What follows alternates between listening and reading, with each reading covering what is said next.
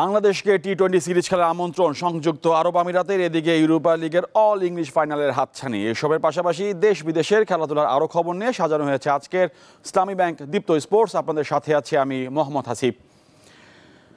পাকিস্তান সফরে যাওয়ার আগে চলতি মে মাসে সংযুক্ত আরব আমিরাতে একটি টি-20 সিরিজ খেলবে বাংলাদেশ দল। সেই সূচি চূড়ান্ত করল আমিরাতের ক্রিকেট বোর্ড। আগামী 17-19 মে আরব আমিরাতের বিপক্ষে দুটি টি-20 ম্যাচ খেলবে নাজমুল শান্তর দল। দুটি ম্যাচই হবে শারজাহ ক্রিকেট স্টেডিয়ামে। খেলা শুরু হবে বাংলাদেশ সময় রাত 9টায়। আরব আমিরাতের বিপক্ষে এখন পর্যন্ত 3টি টি-20 ম্যাচ খেলে সবগুলোতেই জয় পেয়েছে বাংলাদেশ।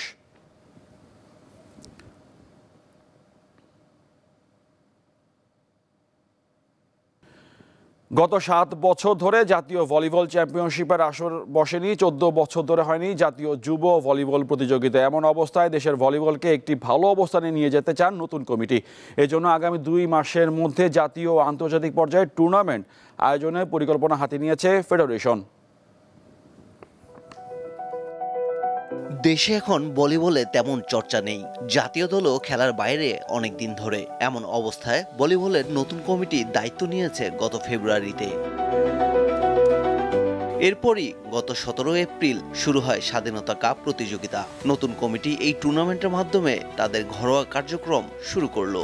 আমাদের প্ল্যান হচ্ছে যে আমরা একটা রোডম্যাপ তৈরি করে রাখতে চাই, যেটা পরবর্তীতে বাংলাদেশের ভলিবলকে যাতে পার্মানেন্টলি একটা প্ল্যানের ভিতরে থাকবে এবং সেটা যেন এক্সিকিউট হয়। এবং যারা আসবে আমরা আসি বা আমাদের পরবর্তীতে যে কমিটি আসুক, যারা ফেডারেশন চালাক, তাদের জন্য যাতে এটা উপযোগী হয় সেটাকে মাথায় রেখে আমরা একটা প্ল্যান করতে চাচ্ছি। জাতীয় দলের অধিনায়কের মতে পর্যাপ্ত সংখ্যক টুর্নামেন্ট আয়োজন করলে ভলিবলের প্রতি আগ্রহ বাড়বে তরুণদের। ঘরোয়া যে টুর্নামেন্টগুলো হয় আর কি কন্টিনিউ তাও রাখা উচিত। যেমন বিশেষ করে বাংলাদেশ প্রিমিয়ার লিগ যেটা বলে ওটা অবশ্যই হওয়া উচিত।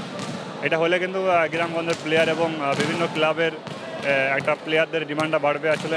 আর বিভিন্ন জায়গায় খেলা না হলে কিন্তু আপনার প্লেয়ার আসবে না। এবং পাইপলাইন আমাদের প্লেয়ার খুব কম, তো পাইপলাইন প্লেয়ার করতে গেলে স্কুল লেভেল কলেজ লেভেল থেকে শুরু করতে হবে। চলতি বছরের অক্টোবরে সেন্ট্রাল এশিয়ান ভলিবল চ্যাম্পিয়নশিপ হওয়ার কথা রয়েছে ঢাকায়। তাই দ্রুতই জাতীয় দলকে মাঠে নামাতে চায় ফেডারেশন। প্লেয়ারদের কিছু সুযোগ সুবিধা আমরা বৃদ্ধি করতে পারি, তাদেরকে একটু কমফোর্ট জোন দিতে পারি, যাতে জাতীয় পর্যায়ে এবং আন্তর্জাতিক পর্যায়ে আমাদের প্লেয়াররা তাদের প্রস্তুতিটা সঠিকভাবে নিতে পারে।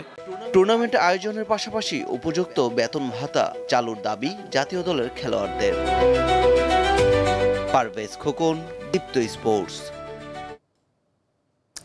বাংলাদেশ পুলিশের মর্যাদাপূর্ণ আইজি ব্যাচ পেয়েছেন জাতীয় ফুটবল দলের ডিফেন্ডার ও পুলিশের কনস্টেবল মোহাম্মদ ইসা ফয়সাল। চলমান পুলিশ সপ্তাহে রাজাবাগ পুলিশ লাইনে আয়োজিত অনুষ্ঠানে বাংলাদেশ পুলিশের মহাপরিদর্শক বাহারুল আলম তাকে এই ব্যাচ তুলে দেন। পুলিশ সপ্তাহে বাংলাদেশ নারী ফুটবল দলের অধিনায়ক আফিদা খন্দকার, শাহেদা আক্তার রিপা ও নারী দলের সহকারী কোচ মাহমুদা আক্তার অনুষ্ঠানে আমন্ত্রিত ছিলেন। বাংলাদেশ পুলিশ তাদেরকে শুভেচ্ছা স্মারক প্রদান করে। 2018 সালে কনস্টেবল পদে পুলিশে যোগ দেন ইসা। এরপর থেকে বাংলাদেশ পুলিশ ফুটবল দলে নিয়মিত খেলছেন। পেশাগত দায়িত্ব পালনের পাশাপাশি ইসা এখন এএসআই পদে পদোন্নতির জন্য প্রস্তুতি নিচ্ছেন। ইংলিশ ফুটবল অ্যাসোসিয়েশনের ঘোষণা অনুযায়ী আগামী 1 জুন থেকে নারীদের ফুটবলে ট্রান্সজেন্ডার বা রূপান্তরিত নারীদের অংশগ্রহণ অনুমতি দেওয়া হবে না। এই সিদ্ধান্ত যুক্তরাজ্যের সুপ্রিম কোর্টের 15 এপ্রিল রায়ের ভিত্তিতে নেওয়া হয়েছে। বৃহস্পতিবার ব্রিটিশ সংবাদ মাধ্যম বিবিসি স্পোর্টস এই তথ্য জানায়। এফএ জানিয়েছে এখন থেকে শুধুমাত্র নারী হিসাবে জন্মগ্রহণকারী খেলোয়াড়রাই ফুটবলে খেলতে পারবেন।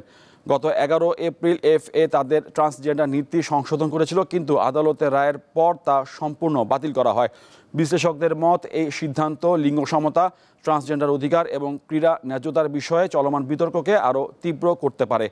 ইংল্যান্ডে নিবন্ধিত ট্রান্সজেন্ডার নারী খেলোয়াড়ের সংখ্যা 30 এরকম।